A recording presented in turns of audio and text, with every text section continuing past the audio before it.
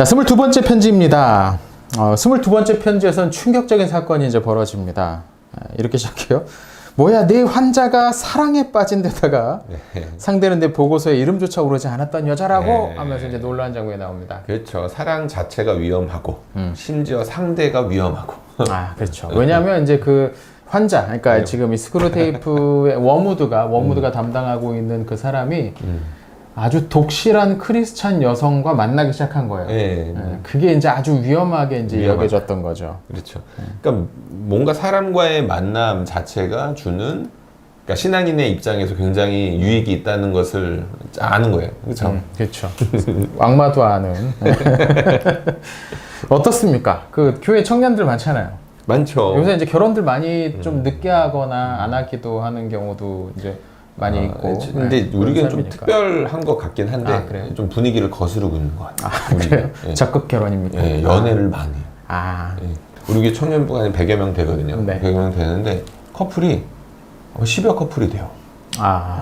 그 안에서? 네, 그 안에서. 그러니까 이게 분위기가 안 좋으면 불가능한 일이긴 한데 많이 깨지기도 하겠죠. 근데 제가 이제 예전에 30 전으로는 연애에 대한 이제 부정적인 생각도 좀 있긴 했었는데 나이를 조금씩 먹고 보면서 연애가 주는 긍정적인 유익이 위험, 리스크라 그러잖아요. 그런 것보다 훨씬 더 많은 것 같아요. 그래서 가급적 권장. 권장. 근데 말씀하신 것처럼 이제 위험성도 분명히 있지만 분명히 유익함도 있는 거니까. 사실 위험이 있다고 사용 안 하면 로켓은 어떻게 가스레인지는 어떻게 쓰고 전자레인지는 어떻게 씁니까? 나름 적절한 비유인 것 같습니다. 예전에 김 목사님이 이제 설교했던 게 기억이 나요. 또 제가 뭔 얘기를 했습니까? 이제 C.S. 루이스 참고해서 했던 설교인데 사랑. 상처받을 위험을 감수하지 않고 사랑하는 건 불가능하다. 네 가지 사랑에 나온 이야기죠. 위험이 있으니까 하면 안 되는 과보호인 거고 어떻게 그 위험을 잘 피해가면서 그 유익을 취할 수 있을지를 가르쳐 주는 게 이제 필요한 건데 사랑 부분도 확실히 그런 것 같긴 해요.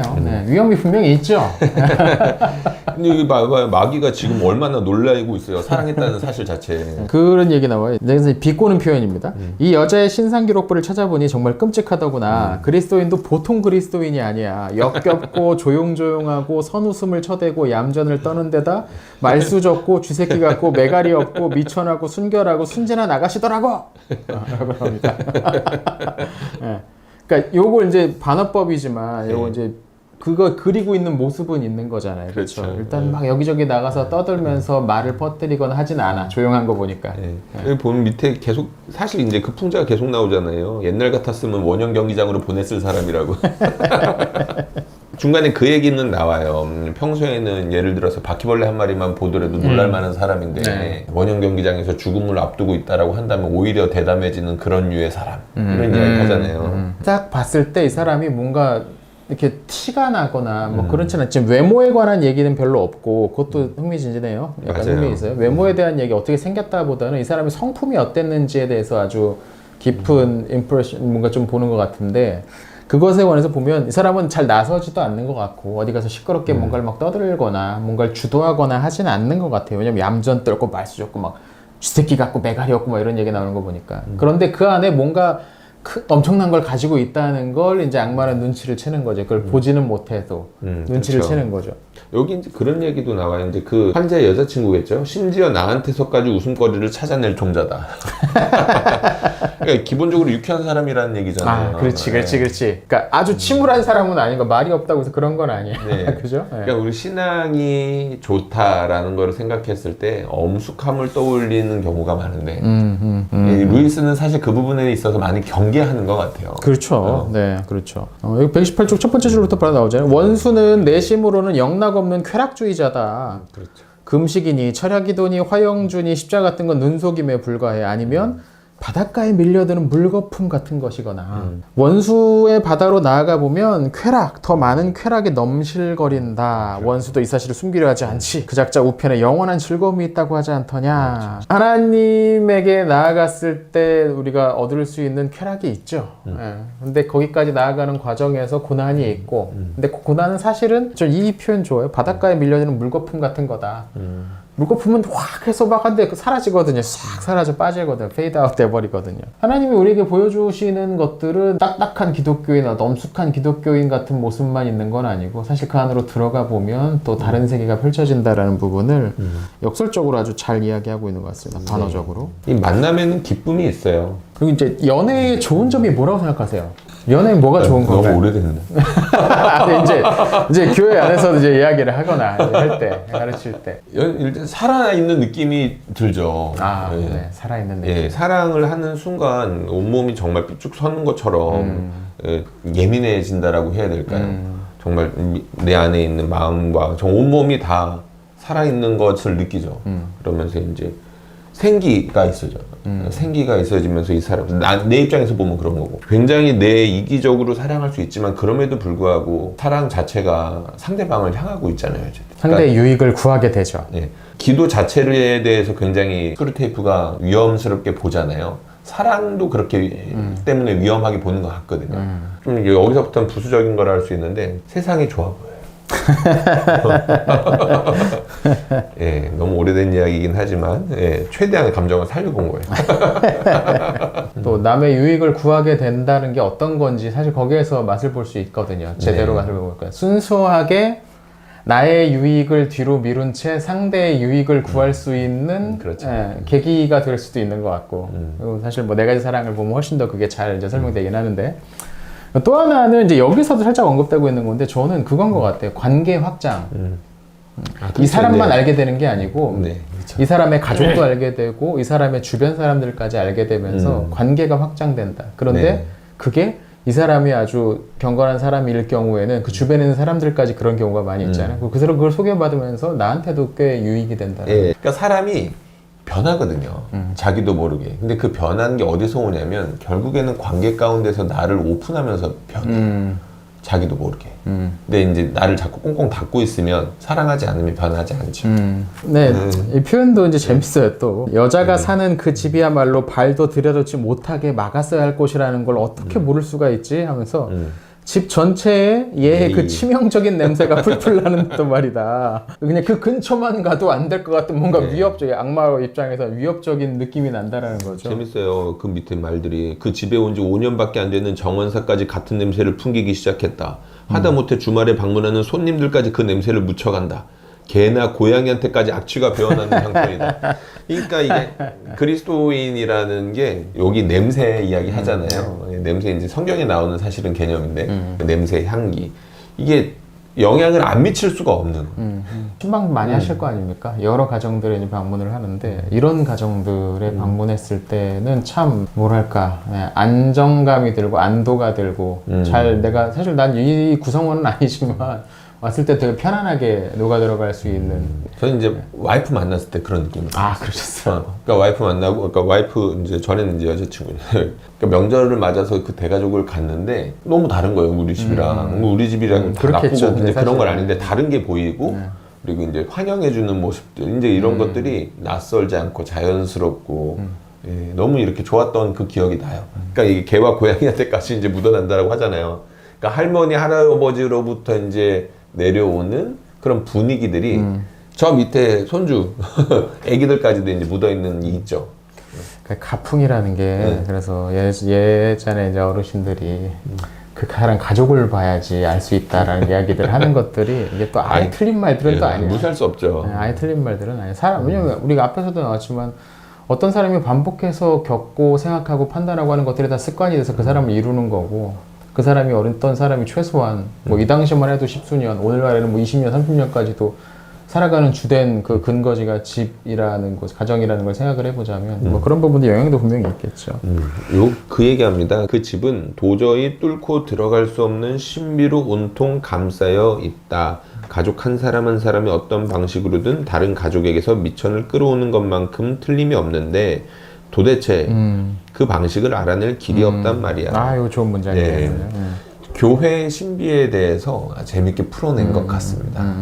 한 사람 한 사람이 어떤 식으로든 다른 가족한테 미천을 끌어오는 것 같긴 한데 이 사람으로부터 도움을 받고 영향을 받고 은혜를 받고 하면서 내가 형성되어서 만들어 그 과정이 이해가 안 된다라는 거죠. 네. 그렇죠. 이게 사실은 조금만 더 깊이 생각해 보면 우리가 이제 교회 생활할 때 우리가 관계를 맺을 때 다른 사람들한테 무엇인가 해주고 싶어하는 마음들은 다들 있어요. 네, 네. 그런데 무언가 받으려고 하는 사람들은 별로 없어요. 사실 공동체라는 건 주고받는 관계가 되어야 하잖아요. 가족들도 그렇고 주고받는 게 자연스러운 거잖아요. 네. 그런데 항상 주려는 입장, 무엇인가 해줘야 되고 안타까워해야 되고 뭔가 이렇게 나눠줘야 되고 그걸 갖다가 반대로 나도 이제 그렇게 받을 수 있는 입장이 될 수 있는 거고 하나님은 그것 때문에 사실은 부르신 거잖아요. 네. 네. 그치. 그러니까 여기서 이제 그 이야기 이제 다른 가족에서 미천을 끌어온다라는 이야기를 좀 생각해 보면 겸손해질 필요가 있어요. 의외로 교회에서 맺는 관계들이 시혜적인 경우가 많습니다. 사실 이제 저는 네, 삶이 어렵기 때문에 네, 요새 이제 누가 도움을 준다 그러면 기꺼이 다 받고 있습니다만 네, 기꺼이 네, 도움 환영합니다. 네. 근데 합니다만 방금 말씀하신 되게 중요한 말씀인 것 같아요. 예. 네. 우리가 받는 부분에 대해서 너무 노이로제 반응을 보일 필요는 없는 거죠. 그건 자연스러운 거잖아요. 함께 있으면 있잖아요. 이렇게 파란색 가지고 있고 노란색 가지고 있는 사람이 함께 놀다 보면 노란색 가진 사람한테는 파란색이 묻어나는 거고 마찬가지인 거죠. 이렇게 네. 서로 이렇게 같이 묻어나고 주고받고 하게 되는 게 그게 이제 관계를 형성할 때 나오는 거니까. 그러니까 앞에 부분이랑도 사실은 연결이 되는데 다 내 거라고 생각하면 내 영역, 내 파란색은 바뀌면 안 돼. 그렇지. 내가 원할 때만 나눠줄 거야. 아. 그렇게 생각하게 되면 이제 사실은 이 신비를 맛볼 수가 없는 거죠. 좀 이제 후반부 가면서 요거 얘기 한번 해봤으면 좋겠는데 음악과 침묵이라는 주제입니다. 이제 그 집을 설명을 하는 거예요. 그 집을 설명하는데 어떤 식으로 나가냐면 이제 어떤 인간 작가가 천국을 묘사한 내용과 메스꺼울 정도로 닮아있지. 이 인간 작가는 아마 그 밀턴 아닌가 싶은데 오직 생명만 있는 곳 그리하여 음악 아닌 것은 모두 침묵인 곳 이런 표현이 나옵니다. 음악과 침묵이라니 둘 다 정말 싫다. 우리 아버지께서 지옥에 입성하신 이래로 지옥 공간 중 단 한치, 지옥 시간 중 단 한순간도 그 끔찍한 세력에 내어주지 않은 채 오직 소음의 영토로 남아있다는 게 얼마나 감사하냐. 그래서 그 좀 이제 다음 단락에 보면 우리는 전 우주를 하나의 소음으로 만들고야 말 것이다 라는 주제가 나옵니다. 음악과 침묵, 음악이 아닌 곳에는 침묵이 있는 곳. 아름다운 표현입니다. 역시 문학적인 이제 표현인데. 목사님 취향이랑도 맞죠, 사실은.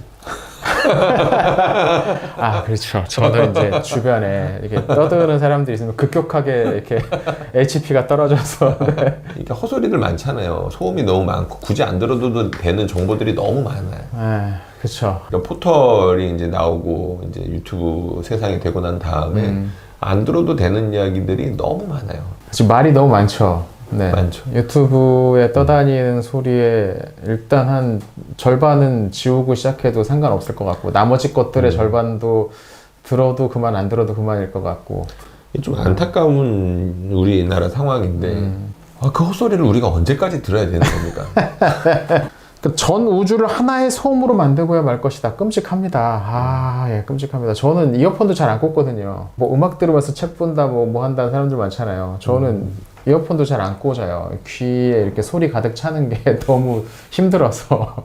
약간 그래서 저는 약간 좀 우려도 있어요. 이렇게 사람하고 사람이 만나면 어쩔 수 없이 소음이 발생되는 거잖아요. 이게 그냥 단순히 대화하고 시끄럽고 그 차이가 아니고 서로 이제 막 매끄럽게 되지 않으면서 일어난 덜컥거림도 소음이라고 네. 뭐 여러 가지 소음들이 있잖아요.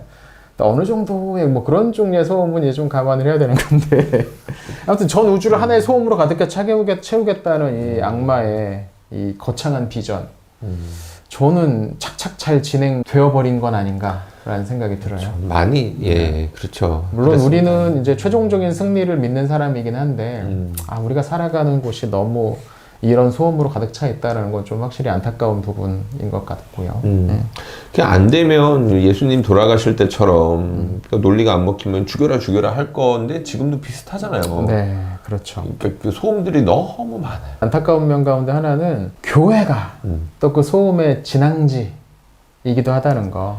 여러 교회들에서 그런 소음을 발생시키고 있다라는 거. 이 부분도 확실히 좀 슬픈 모습이기도 합니다. 가짜 뉴스와 폭력으로 얼룩져 있어요.